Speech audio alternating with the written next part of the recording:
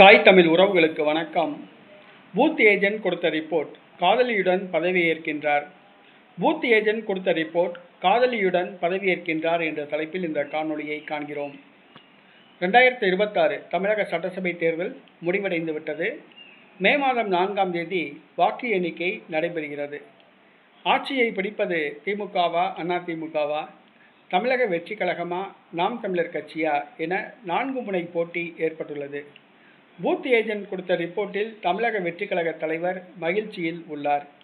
Booth agent கொடுத்த ரிப்போர்ட்டின்படி 120 தொகுதிகளில் தமிழக வெற்றி கழகம் வெற்றி பெறும் என கணிக்கப்பட்டுள்ளது.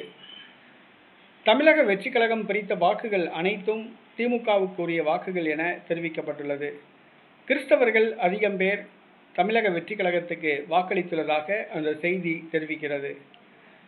பூத் ஏஜென்ட் கொடுத்த ரிப்போர்ட் படி 120க்கும் அதிகமான தொகுதிகளில் தமிழக வெற்றி கழகம் வெற்றி பெறும் என தெரிய வந்துள்ளது.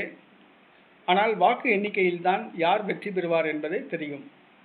தற்பொழுது தமிழக வெற்றி கழகம் நாங்கள்தான் வெற்றி பெறுவோம் என கனவில் மிதக்கின்றது. உண்மையிலேயே தமிழக வெற்றி கழகம் வெற்றி பெறுமா என்பது மே 4ஆம் தேதிதான் தெரிய வரும். ஆனால் தமிழக வெற்றி கழகம் பதவியேற்க தயாராகி வருகிறது. நடிகர் விஜய் அவருடைய மனைவியோடு வாகரத்து வழக்கு நீதிமன்றத்தில் இருப்பதால் அவர் காதலியுடன் பதவியேற்பார் என தமிழக வெற்றி கழக வட்டாரங்கள் தெரிவிக்கின்றன. நடிகர் விஜய் முதலமைச்சராக பதவியேற்க தயாராகி கொண்டிருக்கின்றார்.